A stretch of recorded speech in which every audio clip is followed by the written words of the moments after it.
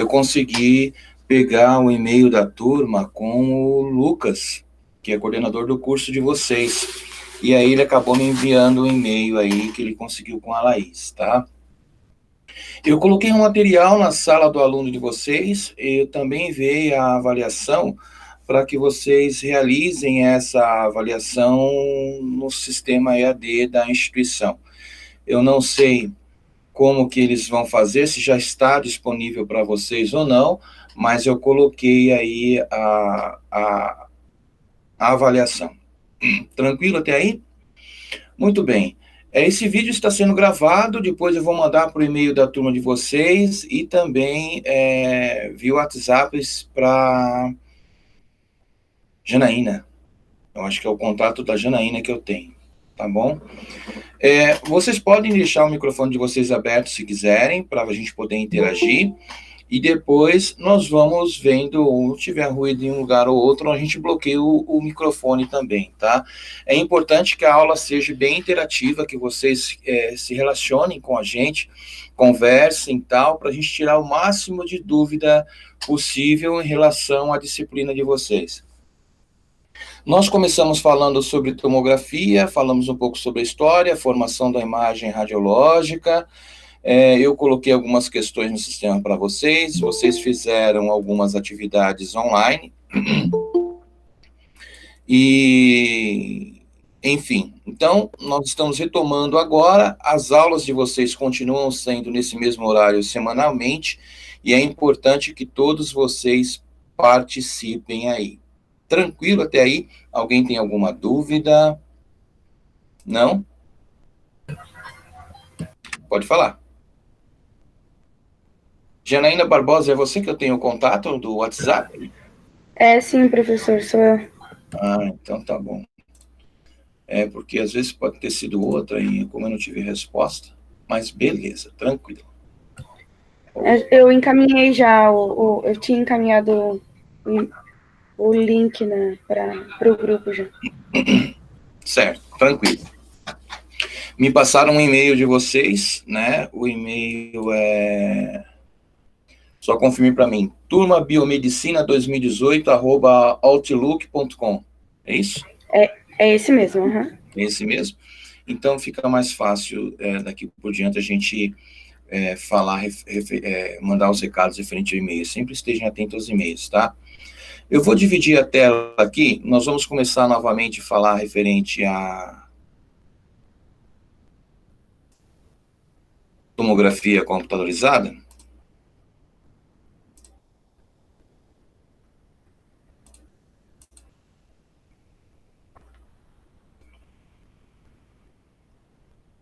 Só tenho que ver.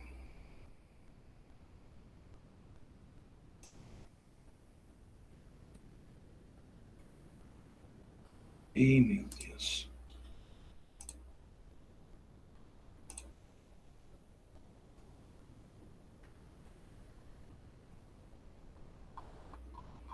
Meu computador tá bugando aqui. Só um minutinho, pessoal.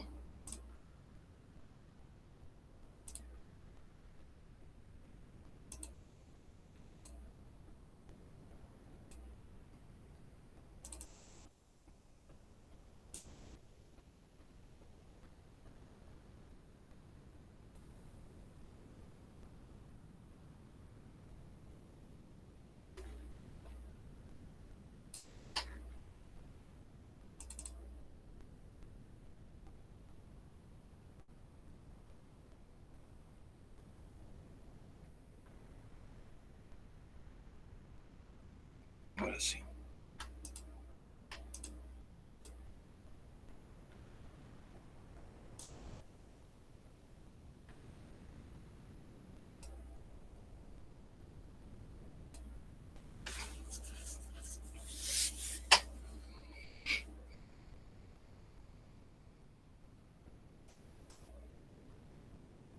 Estão visualizando a tela aí? Tranquilo? Conseguiram ver? Não, professor, não está aparecendo. Não está aparecendo? Como pode? Está aparecendo para mim. Está aparecendo aqui. Princípios básicos, tenta reiniciar a sua sala, porque às vezes o problema está aí, viu? Quem está vendo aí, me dá um oi aqui, para quem está vendo a tela preta com os princípios básicos aí. Nayara não está vendo, quem mais?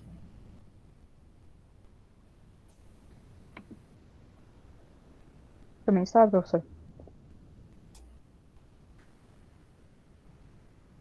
Agora tá, agora a Nayara está vendo. Beleza, pessoal. Nós tínhamos falado na aula anterior, quando nós estávamos em sala ainda, referente à evolução do aparelho de tomografia computadorizada. Vocês, dentro da área da biomedicina, vocês vão ter, talvez, se for por escolha, evidentemente, uma aproximação maior da disciplina de imaginologia quando vocês começarem a se especializar nessa área. Eu não sei se aqui no sul do Brasil o pessoal tem tanta afinidade com a área da imagem assim. Eu sei que no restante do país existe aí essa afinidade e muitos biomédicos trabalham dentro da área da imaginologia, tá? Principalmente na área de ressonância magnética. Tomografia computadorizada nem tanto, porque tem radiação ionizante e vocês precisam ter uma credencial para trabalhar nessa área. Mas em ressonância magnética que não emite radiação ionizante, que não tem perda e nem ganho de nenhum fator biológico para vocês podem atuar normalmente. Isso aqui eu já tinha falado desde o início que nós começamos as nossas aulas presenciais antes dessa pandemia e assim por diante. Então, dentro da evolução da tomografia computadorizada, nós temos aí uma série de fatores tecnológicos, cujos quais nós temos que estar a par para poder chegar à imagem final e estudar literalmente a anatomia. Para você estudar a anatomia radiológica, você tem que obrigatoriamente ter conhecimento de anatomia básica, não só de fisiologia, certo? Por que o biomédico geralmente atua mais na área da ressonância magnética nuclear? Porque a ressonância, ela está muito mais voltada para a parte biológica do que literalmente para a parte de imagem. Então, eu vejo em ressonância magnética estruturas, líquidos, fluidos, ligamentos e tendões, coisas que dentro da radiologia convencional seria impossível de um técnico diagnosticar. Mas o biomédico, pelo seu fator de conhecimento biológico, ele tem muito mais afinidade com a interpretação dessa imagem do que a maioria. Tranquilo? Então, basicamente, o funcionamento é assim. O paciente vai estar em decúbito dorsal sobre o equipamento, a ampola vai girar juntamente com os seus sensores do lado posterior desse paciente, numa alta velocidade, como eu já demonstrei em sala de aula para vocês, e a radiação vai atravessar, fazendo um corte axial nesse meu paciente, na minha área de estrutura de interesse. Bom, essa área de estrutura de interesse, o que nós vamos avaliar dentro desse conceito? Aquilo que é anômalo. Aquilo que é normal, eu não tenho interesse, mas eu preciso conhecer aquilo que é normal para distinguir aquilo que é anormal, referente e patológico dentro desse paciente. Então, para a imagem que possa ser interpretada por uma imagem anatômica, múltiplas projeções são feitas a partir de diferentes ângulos. Eu vou fatiando esse paciente passo a passo, esse cliente passo a passo, geralmente somente na região na qual eu tenho a suspeita da patologia. Vou citar um caso para vocês. Suponhamos que eu tenha um paciente que ele tem câncer de próstata. Evidentemente que eu vou focar na próstata para poder desenvolver um diagnóstico e depois um prognóstico para esse paciente. E eu vou necessitar, além do exame de sangue, coletas múltiplas daquilo que eu posso analisar dessa patologia, biópsia, eu também vou precisar dessa imagem diagnóstica para que eu possa fazer um conjunto de questões a serem respondidas referente a esse paciente. Contudo, isso não significa que esse tumor não esteja em outras partes do corpo dele também. Não quer dizer que esse tumor não tenha provocado uma metástase. e esteja se espalhando em todo o organismo desse paciente, tá? Se essa for a questão, eu vou ter que realizar um exame não somente da minha região de interesse, mas do corpo inteiro desse paciente, desde a parte podálica até a parte cefálica, para eu eliminar outros focos de preocupação referente ao tratamento desta pessoa. Então, o computador de posse dos dados obtidos nas diferentes projeções constrói uma imagem digital representada por uma matriz. Cada elemento da imagem da matriz é o pixel, que será representado numa tonalidade de cinza dentro da imagem em tomografia. Para você que não fez a avaliação no sistema ainda ou na sala do Unimestre, eu não sei se a avaliação de vocês está disponível. Alguém chegou a fazer, não? Alguém já tentou fazer a avaliação? Quando você tentar realizar essa avaliação, algumas questões vão estar relacionadas justamente a isso, formação da imagem, tá? Então, os princípios básicos, eu vou ter um pixel, esse pixel eu vou ter um valor e vou dar uma profundidade a ele que eu vou denominar voxel. Estruturas com alta densidade radiológica, como, por exemplo, os ossos, se apresentam claros na imagem tomográfica. O ar, pela sua baixa densidade, se apresenta escuro. A escala proposta por Roosevelt é largamente utilizada nos equipamentos atuais, associada a densidades de diferentes estruturas anatômicas a um grau específico de cinza. Para cada estrutura que eu for visualizar, ela vai ter uma densidade biológica, uma densidade na sua formação, um número atômico, né? E esse número atômico vai ser interpretado pelo meu computador devido à absorção que ele tem da radiação ionizante. O que isso significa? Onde eu tenho mais cálcio vai ser mais absorvido, então eu vou ter uma hiperdensidade. Onde eu tenho menos cálcio vai ser menos absorvido e eu vou ter uma isodensidade. Onde eu não tenho nada de cálcio, onde eu vou ter fluido, onde eu vou ter ar, por exemplo, gases, eu vou ter uma hipodensidade, então a imagem vai ficar escura. A partir desses 3 pontos básicos, o computador vai interpretar mais de 1.200 tons de cinza dentro do organismo da pessoa. Evidentemente que isso é uma interpretação que o computador faz. Nós, como seres humanos, só conseguimos visualizar, se eu não me engano, 23, 27 tons de cinza, se você for um bom observador. Do contrário, vai ficar um tremendo degradê na imagem tomográfica. A mesa. O posicionamento do paciente vai ser sobre a mesa, ele pode estar em decúbito ventral, decúbito lateral, decúbito dorsal, não importa.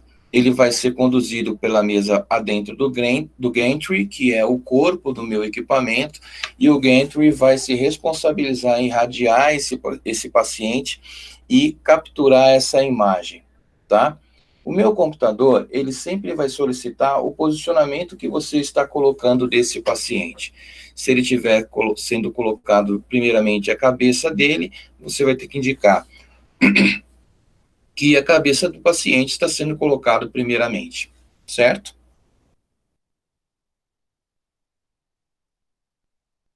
Caso contrário, você vai ter que indicar qual é a parte desse paciente que você está colocando primeiramente dentro do equipamento.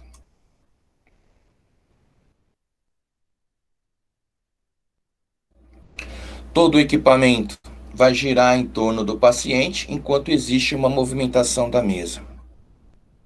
Essa mesa, ela se movimenta em relação ao meu paciente e esse movimento do giro da minha ampola em torno do paciente, mais a movimentação dessa mesa, nós denominamos pitch. Pitch, então, é o deslocamento da mesa em relação à minha ampola, que vai me dar o movimento de corte, ou seja, quantas imagens eu vou irradiar esse paciente. O espaço que eu vou ter entre uma imagem e outra, eu chamo de gap, que é a diferença do percentual de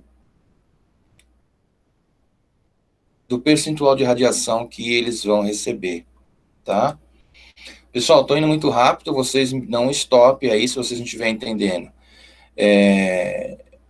qualquer coisa pode falar, pode abrir o áudio e falhar, não tem problema não, tá? Muito pelo contrário, eu espero que todos abram o áudio aí, a gente conversa um pouco do que eu só ficar falando e vocês ouvindo. Então, eu tenho aqui a minha mesa, tenho o meu gantry, e eu tenho esse espaço aqui, que é justamente onde o paciente vai ser inserido. Professor, Oi? pode repetir qual é o nome do movimento da mesa e da ampola? Sim. A ampola vai girar em torno do meu paciente e a mesa vai se movimentar ao mesmo tempo. A razão do giro da ampola em relação à mesa, nós chamamos de pitch, tá? Eu cheguei a falar isso em sala, deve ter no material também. Então, a mesa está se movimentando, o aparelho gira em torno dela, e nós denominamos isso pitch, que é o movimento da mesa em relação à minha ampola. Então, nos aparelhos convencionais, a mesa se movimentava, eu irradiava esse paciente. A mesa movimentava, eu irradiava esse paciente. Hoje em dia, os equipamentos fazem isso de forma contínua. Enquanto eu movimento o paciente, a ampola vai girando e eu vou irradiando o paciente de ponta a ponta em alta velocidade. Quanto maior a velocidade, menor vai ser a exposição do paciente a essa radiação que ele está sendo exposto. Tá?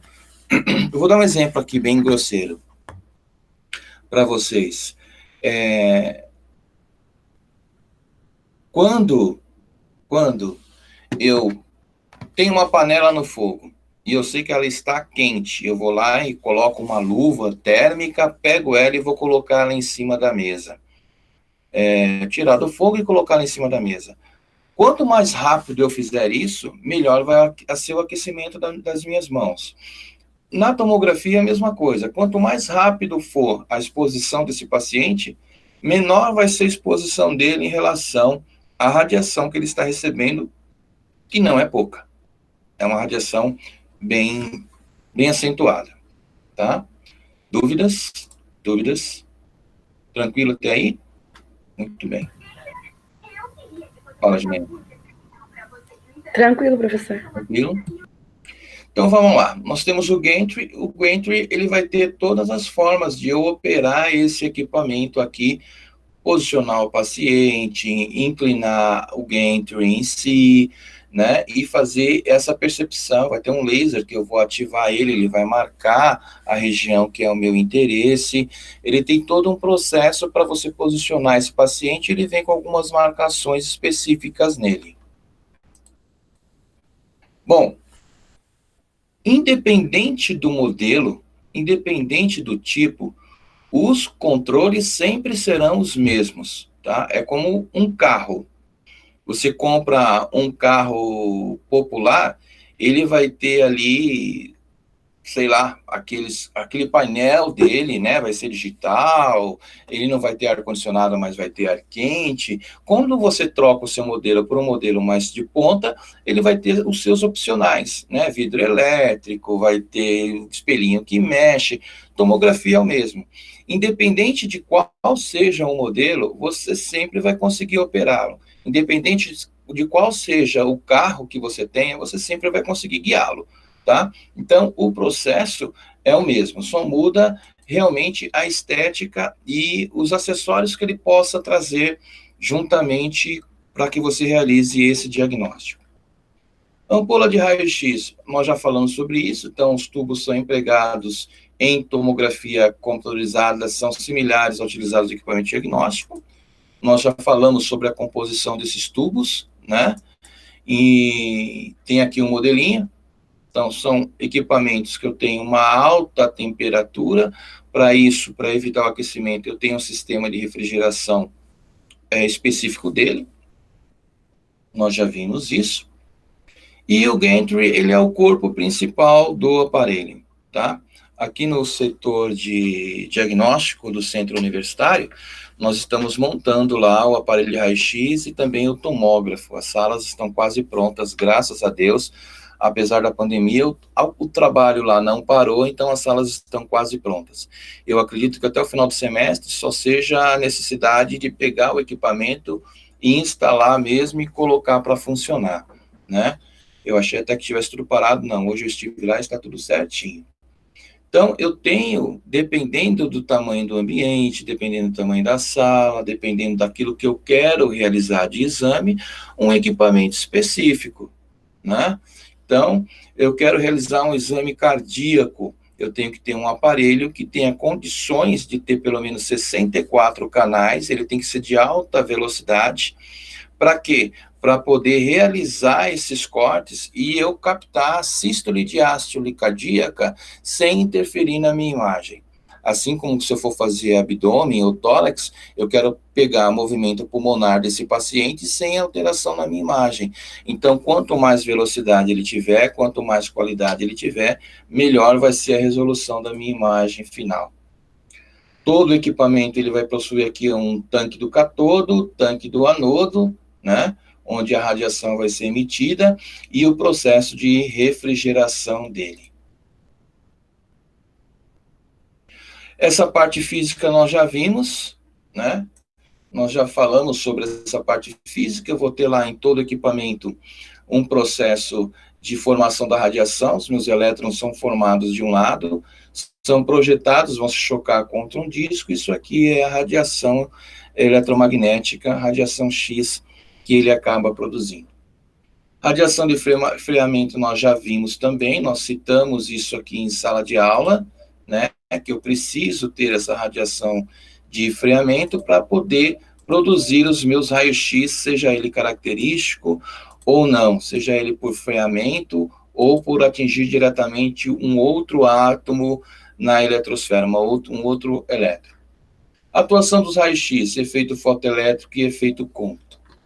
Pessoas, olha só, a parte de imaginologia de vocês entra numa outra fase agora, porque essa fase de conceitos de tomografia nós já vimos, e de ressonância magnética também, apesar que ressonância magnética eu vou passar novamente a formação da imagem. Na prova de vocês, eu tive que colocar tanto tomografia como ressonância magnética. Então, aquele material que eu enviei, aquele material que está no apoio, são conceitos simples, conceitos básicos, tá? E bem definidos do que vocês têm que colocar como resposta na avaliação de vocês. Para que nós possamos continuar estudando essa parte de radiodiagnóstico, nós vamos ter que estudar anatomia. E aí fica um pouco mais complicado, porque anatomia é uma coisa que você tem que estudar diariamente. Eu mandei algumas imagens para vocês, e essas imagens, elas são as mais básicas que nós conseguimos montar aqui. Então, vocês estão vendo aqui, ó, esse corte axial do crânio? Estão visualizando aí na tela de vocês? A tela ainda está dividida, né? Então, eu tenho... Sim. Muito obrigado pelo retorno, viu? Globo ocular, né? Células etimoidais, seio esfenoidal e células do mastóide. Vocês fizeram uma atividade em sala referente a isso? Sim ou não? Estão lembrados disso ou não? Eu não estou lembrada, professor. Não estão lembrados? Tem mais alguém além do Emanuele? Não, Naira falou que não. Eu não mandei esse material para vocês, tem certeza? Será que eu confundi? Turma. Beleza, pessoal, eu vou fazer o seguinte, eu vou mandar esse material para vocês, vocês vão fazer essa atividade de anatomia em tomografia computadorizada. Essas imagens vão cair na avaliação de vocês, tá? Eu vou mandar como anexo, e nós vamos realizar essa avaliação, evidentemente que eu vou mandar uma correção junto, depois nós vamos fazer uma correção em aula, ou seja, pela videoaula nós vamos fazer a correção juntamente com vocês da anatomia dessas estruturas. O que vocês precisam saber? Que dependendo do corte, a estrutura ela acaba sendo alterada. Essa imagem que nós vimos aqui anteriormente, ó, é uma imagem que eu pego bem aqui na região do meu globo ocular e vou até a parte posterior. Então, sempre vou ter essa linha órbito-meatal, da minha órbita até o meato. Então, eu pego aqui o globo ocular, ó, cheinho. Se eu subir um corte, eu começo a perder a qualidade desse globo ocular. Tá vendo a diferenciação? Ele começou a ficar menor. Vou subir mais um corte. Ele começa a desaparecer, porque a imagem já está aqui em cima. Ela estava aqui embaixo. O corte foi feito de baixo para cima, porque o meu paciente estava primeiro com a cabeça dentro do meu gantry, e aí a imagem foi ficando diferenciada. Então, aqui eu consigo ver já um glândulo lacrimal, porque a sua glândula lacrimal fica na parte superior, né? E eu começo a ver mais estruturas referentes ao encéfalo. Aquela parte visceral, de seios da face, seio frontal, globo ocular, ela já deixa de existir, tá? Então, ó, pendículo, verme cerebelar, cisterna pré-pontinda. Então, eu tenho aqui ainda que eu consigo visualizar o processo mastoide, que fica no osso temporal. E eu vou subindo com essas imagens, artéria basilar, seio sigmoide. Aí é questão de você entender um pouquinho da anatomia. Na avaliação de vocês, eu vou colocar imagens mais referentes à parte basal do crânio. Então, eu vou começar daqui de baixo até a região do seio frontal. A parte supratentorial eu não vou colocar, tá?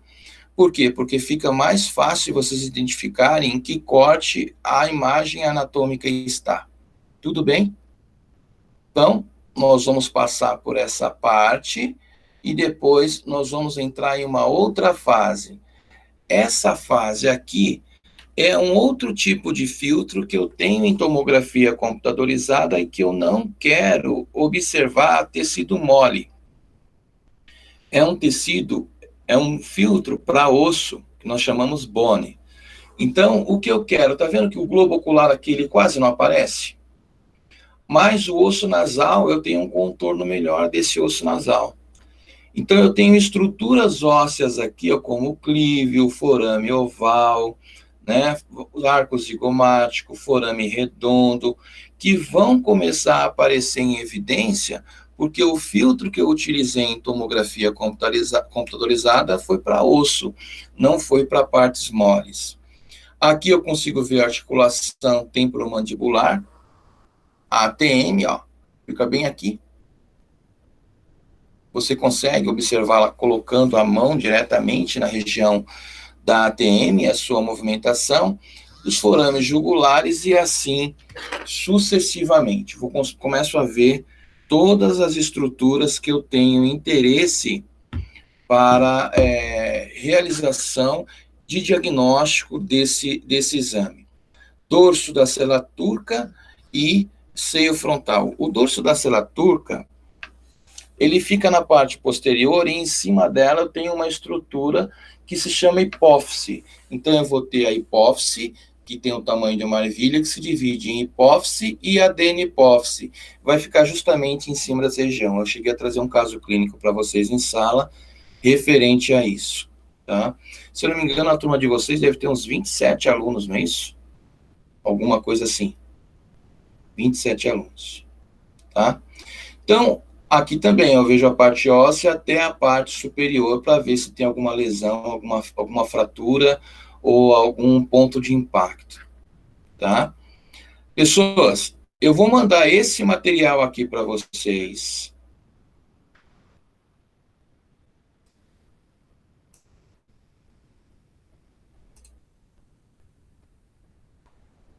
Que é um material de anatomia para a parte encefálica, principalmente, tá? Ele é bem detalhado. Eu sugiro que vocês peguem e estudem, depois nós vamos selecionar algumas partes da anatomia de tomografia e ressonância magnética do crânio, para que nós possamos realizar algumas atividades. Salvem esse material depois no celular de vocês, no computador, assim por diante. Eu não vou falar para vocês imprimirem, porque é um conteúdo muito grande, é colorido, enfim, né? Eu queria até tirar um pouquinho dessas cores deles, mas assim fica mais fácil de você se localizar, para que nós possamos depois estudar juntos isso, tá? Não estou dizendo que você vai ficar largado e você vai ter que estudar todo esse material de anatomia para saber o que vai cair na avaliação. Não é isso, a intenção não é essa. A intenção é que no decorrer até o final desse semestre você tenha em mente a diferenciação da composição da tomografia computadorizada, a produção da sua imagem e a sua captura anatômica e da ressonância magnética da mesma forma, tá? São esses dois principais pontos que nós abrangemos em imaginologia para a biomedicina. Se fosse imaginologia para outros tecnólogos, por exemplo, então nós teríamos que passar por toda a parte de diagnóstico, desde o raio-x convencional, a ultrassonografia, ressonância magnética, radioterapia e assim por diante, tá? Biomedicina, como são as duas áreas de atuação que vocês geralmente absorvem, tomografia computadorizada e ressonância magnética nuclear. Tudo bem? Então, olha só, eu tenho um corte axial nesse crânio aqui, e dentro dele eu consigo ver algumas estruturas, seio frontal, órbita, teto da órbita, osso esfenoide. Por quê? Porque esse filtro é um filtro para osso. Se eu for analisar essa imagem a fundo, eu consigo observar algumas coisas. Primeiro, eu tenho uma distorção nessa imagem, olha a diferença. Aqui eu tenho uma dimensão de estrutura, aqui eu tenho outra. Ou isso aqui é um abscesso, ou a pessoa tem uma deformidade nessa outra lateral do crânio. O crânio está rodado e eu tenho uma divergência aqui, ó, do ápice petroso. Olha a diferença de um para com o outro. Isso significa que o processo mastoide também está diferenciado. O crânio do paciente está rodado, tá? Então, olha lá, ó. Provavelmente isso aqui é um tumor de célula do mastoide. Está desenvolvendo de um único lado do crânio do paciente, ele está ficando com uma proeminência no osso temporal e o outro lado continua normal, tá? Nós pegamos um caso assim, um tempo atrás, de um colega que inclusive era conhecido nosso lá, e ele teve que fazer uma cirurgia porque o tumor enraizou na coluna cervical dele, se proliferou para o lado da face, tomou conta do osso temporal, ele teve que retirar todo o osso temporal, perdeu toda a audição que ele tinha na lateral direita, e aí colocou uma placa e ele ficou sem a musculatura da parte facial. Então, de tempos em tempos, ele tem que fazer uma plástica para puxar a musculatura, então ele fica assim, um tempo ele fica com o rosto puxado para cima, porque a cirurgia puxa a musculatura para cima, com o tempo vai caindo, caindo, caindo, e aí ele fica com o rosto caído novamente, aí ele vai lá e repete a cirurgia, tá? Descobriu o tumor por acaso, numa brincadeira, ele foi fazer um biquinho, viu que o rosto dele não respondia, achou que era um AVC, e no final das contas era um tumor enraizado na cervical dele, já tinha puxado toda a parte facial, deteriorado os nervos faciais. Existe esse tipo de coisa, e infelizmente ele sobreviveu, mas a vida não é lá essas coisas, né, se você não tem a sua saúde perfeita. Nessa imagem axial, eu vou ter aqui, ó, o seio frontal, processo clinoide anterior e fossa hipofisária, justamente onde fica a minha hipófise. Nós vamos estudar somente as grandes estruturas, ou seja, as que mais são aparentes. Mastoide, cera turca, processo clinoide anterior, posterior e dorso, seio frontal. Nós não vamos nos apegar à parte supratentorial, onde eu vejo encéfalo, sutura sagital, esse tipo de coisa nós não vamos ver, tá, pessoal? Vamos ver somente aquilo que é mais óbvio. Para você que pretende fazer uma especialização nessa área, aí você vai ter que fazer uma pós-graduação em imaginologia. Aí você vai estar capacitado para poder atuar no setor de imagem, tá? Capacitado não significa que você terminando o curso de biomedicina, você não possa conseguir um emprego na área como operador de tomógrafo ou de ressonância magnética nuclear. Tá? Existe aí alguns fatores que implicam, mas se você tiver desenvoltura, você pode atuar nessa área também. Dúvidas? Pessoas, dúvidas, dúvidas, dúvidas? Não? Muito bem.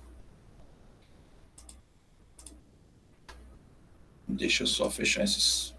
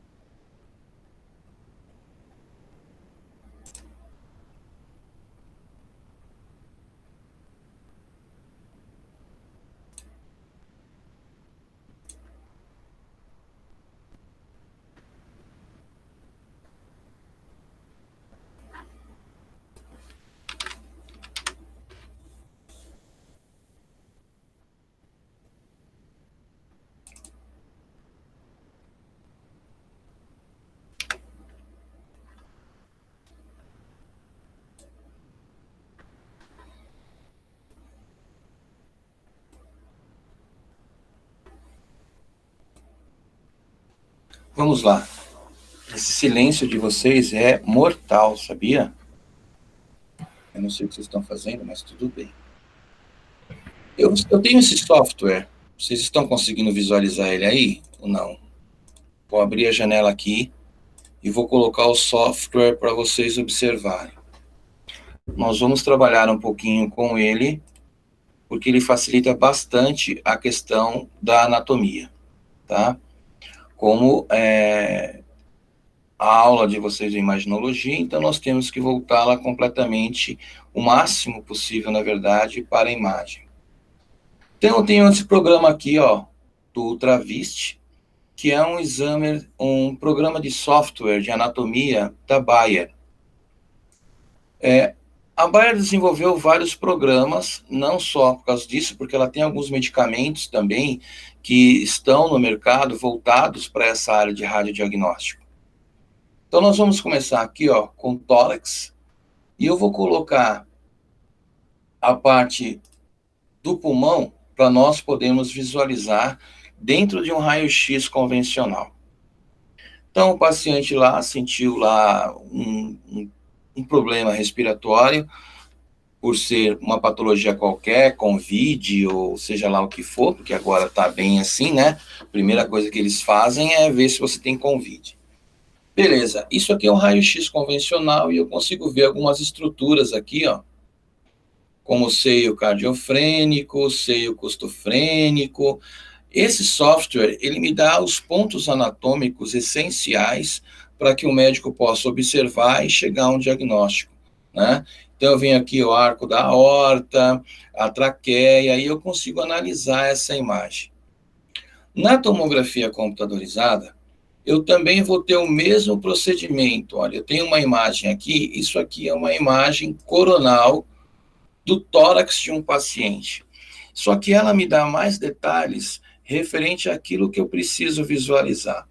Então, eu vou ter aqui, ó, a traqueia, eu vou ter brônquio principal esquerdo, brônquio principal direito, o bronquíolo, e assim eu vou conseguindo, o lobo inferior direito, eu vou conseguindo ver o que o paciente possivelmente tem ou não de patológico ou anormal. Eu tenho uma estrutura que aqui não está marcada, que fica bem na divisão de um brônquio e o outro, chamado carina. Já ouviram falar na carina?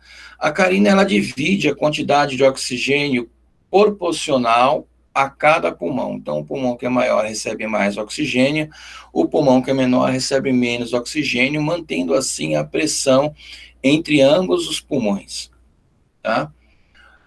Nessa outra imagem, eu já tenho uma imagem que é sagital.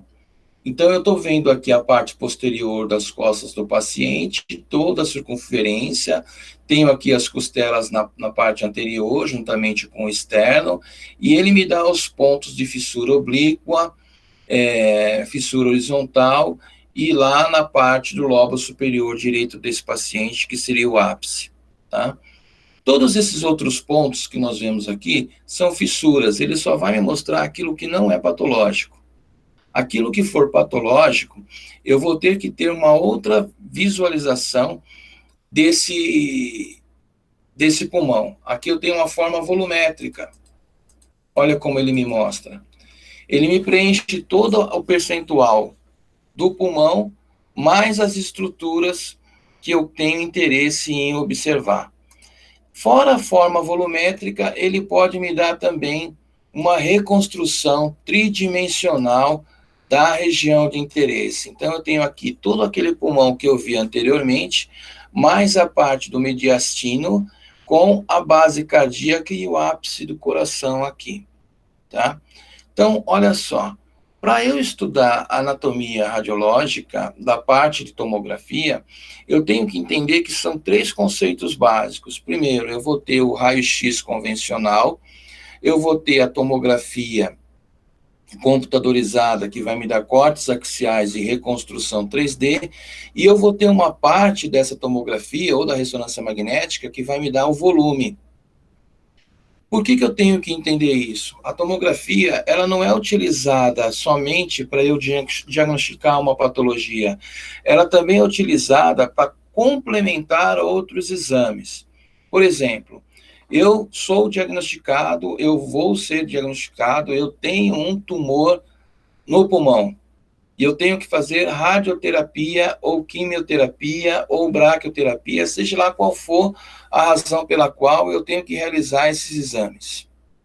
A tomografia é um dos fatores que, junto com demais fatores, vão me dar a proporção de quanto de radiação eu vou precisar para resolver esse meu problema lá no radiodiagnóstico, tá? Então, eu começo com raio-x convencional, depois disso o médico provavelmente peça um ultrassom, depois ele vai pedir uma tomografia computadorizada, depois uma ressonância magnética nuclear. Depois que ele tiver esses 4 diagnósticos de imagem, através de um software, ele vai juntar tudo isso num grande pacote e montar uma única imagem tridimensional num computador para saber qual é a quantidade de radiação aplicada para eu poder combater essa patologia que está sendo desenvolvida no meu pulmão, tá? Então, imaginologia de tomografia computadorizada vai além daquilo que eu às vezes, supostamente, acredito que seja. Não é simplesmente eu conhecer aquilo que está sendo realizado, eu tenho que saber o motivo e a razão. Um exame de tomografia convencional, muitas vezes, não serve para eu fazer um diagnóstico em radioterapia. Eu tenho que fazer um exame específico com o meu exame de tomografia computadorizado voltado para a área diagnóstica de radioterapia. Onde que ele vai ser usado esse exame? Vai ser usado para complementar diagnóstico radioterápico. Então, o protocolo que eu vou utilizar é um protocolo diferenciado. Assim como a ressonância magnética, também da mesma forma. Pessoal, vocês estão aí? Estão entendendo? Tem alguém aí? Vamos lá. Sim. Sim, professor. Tá tudo Professor, bem? esse Atlas tem acesso livre? Esse o quê? Esse Atlas tem um acesso livre? Qualquer um pode... É um software, pode né? Software. Olha, um software? esse software foi me dado por um rapaz que trabalhava uma empresa grande aí de remédio. Enfim, eu não sei onde você consegue ele mais. Eu tenho, tá? Entendi. Eu achei que tinha acesso online ou algo assim. Não. Mas tem os aplicativos também que dá para baixar Atlas na área de radiografia. Eu já baixei alguns bem legal, bem. Tem uns bem interessantes atualmente. Bem interessantes atualmente. Aí é questão de você vasculhar a internet aí. Eu não tenho muita paciência para aplicativo, não. Mas meu negócio é mais no computador. Mas dá para você procurar aí sim. Se vocês tiverem interesse, a gente podia ver, me tragam um pendrive ou coisa parecida, eu transfiro esse software para vocês, não tem problema nenhum. Porque é um software disponibilizado gratuitamente para mim na época, né? Um software de divulgação, na verdade. Eu quero, professor. Quando voltar às aulas, eu levo meu pendrive. Eu só tenho que saber, porque assim, é um programa bem antigo. Nesse computador ele abre, no outro que eu tenho não abre, porque eu não sei, entenda, para poder fazer ele funcionar. Mas é tranquilo, para mim não tem problema nenhum. Tem outros programas de anatomia também que eu tenho aqui, geralmente eu disponibilizo para os alunos, tá? Então, olha só, veias e vasos. Isso aqui já é um exame de diagnóstico contrastado em 3D, e isso aqui é um negativo. Eu consigo ver os vasos pulmonares aqui, os troncos pulmonares. Esse tipo de exame seria muito útil hoje em dia para detectar, por exemplo, o COVID. Por quê? Qual é a principal característica dele? Não é na região pulmonar? Não é o que ele faz? Ele não causa trombo? Geralmente não é assim? Vocês que são da parte da biomedicina devem estar fazendo um monte de trabalho referente a isso, né? Porque é hora de fazer trabalho referente à patologia, correto? A gente fez só um. Fez só um? Mas pensem nisso, porque isso está no ápice. Pensem nisso como linha de pesquisa, linha de terminar TCC, defesa. Eu estou vendo bastante artigo. Pensei nisso, em fazer o TCC a respeito sobre. Sim. E se for uma linha de pesquisa boa, consegue até um dinheiro do governo para você continuar a sua pesquisa em outro lugar, viu? Bem isso. Esse sanduíche aí e tal, que vai para outro país estudar. Aproveitem a oportunidade. Já tem umas áreas que eles estão disponibilizando acadêmicos para fazer a pesquisa do Covid. Sim, também. Agora é a área. Em Florianópolis já tem. Porque, gente, querendo ou não, falando mal não, esse só é o princípio das dores. Esse é o Covid-19. Teve 18 antes deles, certo?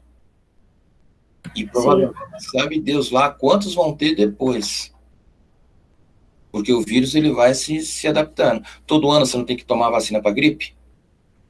Todo ano não tem uma gripe diferente? Então, assim, vamos aguardar. Deus queira que não, mas é bem provável que o próximo que venha daqui a alguns anos aí realmente dê uma baleada mundial na população do ser humano mesmo nesse planeta, com certeza. Né? Mas vamos esperar o melhor. Então, aqui eu consigo ver na tomografia computadorizada os pequenos vasos, e se tivesse alteração, embolia, coisa parecida, num exame desse eu consigo diagnosticar de imediato. De imediato. Aí alguns falam que você tem que tomar anticoagulante e tudo mais. Ninguém sabe, na verdade, ainda. Não existe nada específico referente a esse tipo de patologia. Vou fazer agora uma imagem volumétrica. Olha como diferencia. Né? Estou fazendo uma outra visão. Vou colocar num perfil. Colocar num axial. Consigo ver todos aqui, ó. Todos os vasos necessários. Fazer uma reconstrução 3D. Olha que bonito que fica. Isso são só os vasos pulmonares, tá? E se eu fizer uma endoscopia virtual, olha o que ela faz. Ela vai me ajudar a navegar por dentro dos tubos, dentro do pulmão, e encontrar a patologia lá dentro. Então, o computador, através do software, ele consegue me dar vários recursos. Aqui eu estou dentro do coração, ó. Tá? Então, vamos supor que a pessoa precisa colocar um stent, precisa colocar algum tipo de medicamento lá no vaso, eu consigo realizar isso simplesmente utilizando um aparelho de tomografia computadorizada. Olha que bonito, olha o tanto de a quantidade de pontos que eu consigo visualizar. Né? Então, são fatores que nós temos que estudar e se habituar. A área da imagem, pessoal, para vocês que são da biomedicina, é fantástica. Porque tem coisas que você descobre somente com imagem. Você pode deduzir que exista através de um exame clínico, mas é a imagem que fala, ó, é ou não é. É a imagem que faz isso. E você conhecer a estrutura como ela é importantíssimo. Importantíssimo. Muitas vezes, no setor de radiodiagnóstico, nós encontramos, inclusive, erros médicos, porque o camarada que foi fazer o laudo, ele laudou de forma errada. Era uma estrutura e, na verdade, ele entendeu que fosse outra. Ó, quer ver um erro básico? Erro básico. Radiografia de joelho em perfil. Acho que eu cheguei a comentar com vocês em sala de aula. Ou estou confundindo a turma, não sei. O cara tira uma radiografia de joelho em perfil e eu tenho lá, anterior ao joelho, um osso enorme sesamoide chamado patela. Todo mundo sabe que é a patela, né? Ela é palpável, fica na parte anterior do seu joelho. Só que na parte posterior, em 7% da população, eu tenho um outro osso sesamoide chamado fabela. Eu já vi médico levar paciente para mesa de cirurgia para fazer extração de fabela porque achava que era um tumor, sendo que é um osso sesamoide normal em 7% da população mundial, quer dizer, bastante gente. E o cara vai para a mesa para extrair aquele osso que fica no tendão, na região poplítea posterior aí ao seu joelho. Acontece? Acontece. Quem trabalhou em centro cirúrgico, eu já vi muita coisa. Eu já vi médico colocando prótese maior na perna, que não cabia a prótese, ele colocou assim mesmo a prótese na perna do motoqueiro. Eu já vi médico tirando cartilagem da cabeça do húmero, descartando, porque falando que a cartilagem cresce novamente. Onde você viu a cartilagem da cabeça de um húmero crescer novamente, depois de uma pessoa adulta, foi lá, arrancou a cartilagem ficou jogada no chão lá, depois sutura. Quer dizer, são médicos que por inexperiência ou imprudência deixam as pessoas sequeladas. Aquele camarada nunca mais ia usar o ombro, ia sentir dores terríveis. O cara da perna também, provavelmente ele ia ter que cortar a perna futuramente e colocar uma prótese, entendeu? Só que são coisas que você vê dentro do hospital, no centro cirúrgico, e você não tem autonomia para falar. Por quê? O meu é CRTR, o dele é CRM, né? Então, existe essa diferença? Existe, e muita. Porque, principalmente para curso de medicina, você paga para entrar e paga para sair, né? Nos outros cursos, não. Você entra praticamente de graça. Agora, para sair, ó, você tem que ralar muito. Ou será que eu estou mentindo? Será que biomedicina é fácil? Não sei. De repente, biomedicina é fácil, eu estou falando besteira aqui. Eu não acho o curso fácil. Tá? Bom, nós falamos de abdômen e agora nós vamos falar aqui, ó. Olha a diferença de um ultrassom. Isso aqui é o ultrassom de um fígado, tá? Isso aqui é uma ressonância magnética do mesmo fígado. Isso aqui é uma tomografia do mesmo fígado. São imagens diferentes da mesma estrutura, visões diferentes daquilo que está ocorrendo biologicamente, morfologicamente e assim por diante, tá? Então, no ultrassom, o ultrassom melhorou muito hoje em dia. O ultrassom antigamente era só uma adivinhação. O pessoal falava, você está vendo o que aí? É um bebê? Como? Ó, aqui esse redondo era a cabeça. E, na verdade, não era nada. Tanto que se cometia muitos erros no ultrassom, o pessoal falava, está grávida de gêmeos. E não era. Um era a cabeça, o outro era a placenta. E falava que era gêmeos. No final das contas, não era. Então, eu tenho aqui, ó, veia hepática, que é importantíssimo, nós sabemos onde ela fica. Veia cava inferior, veia hepática esquerda, e se eu tenho a esquerda, evidentemente que eu vou ter a direita. Na tomografia computadorizada, vou ter os lóbulos do fígado,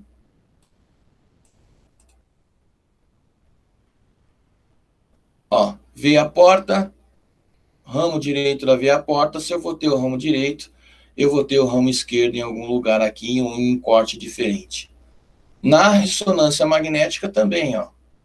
Só que a ressonância magnética, ela me dá um diferencial, porque eu consigo ver mais tecido mole do que a tomografia computadorizada.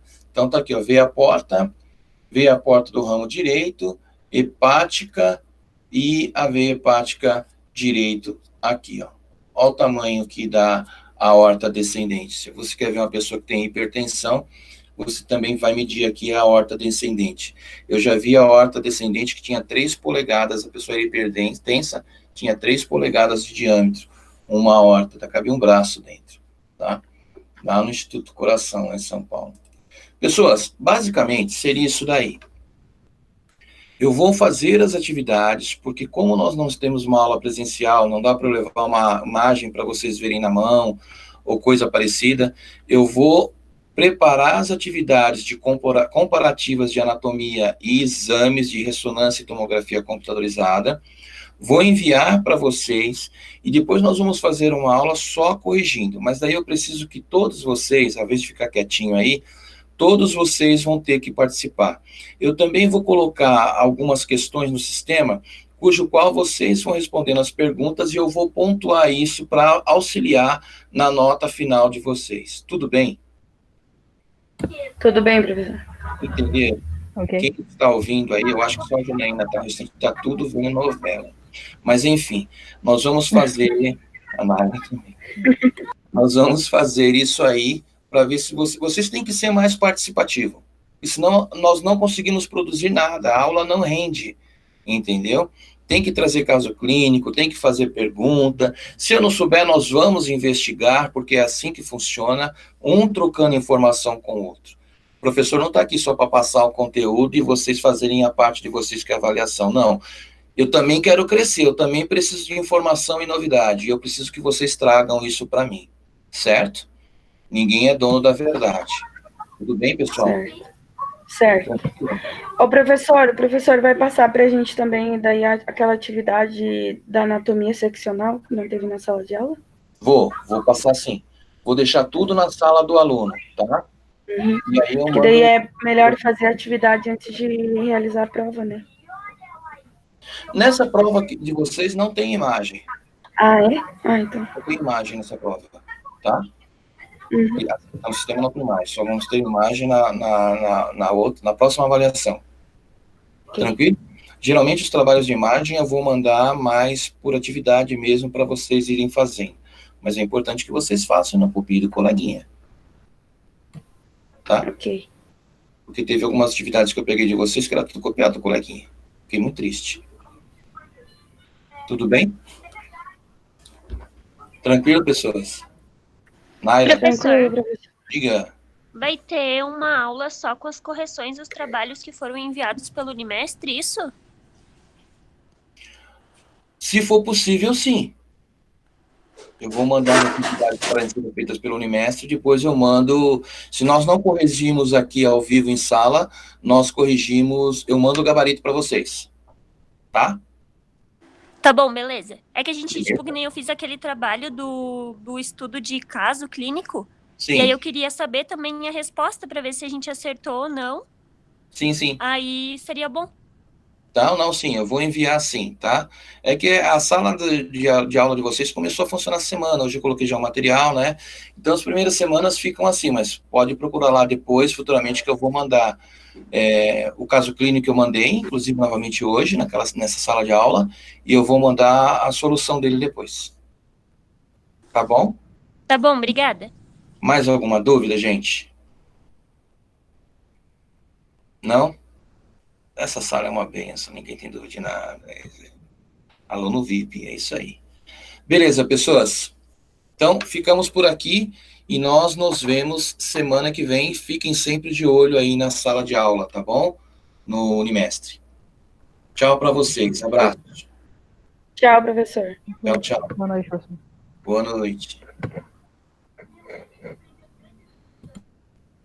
Boa noite, professor. Boa noite.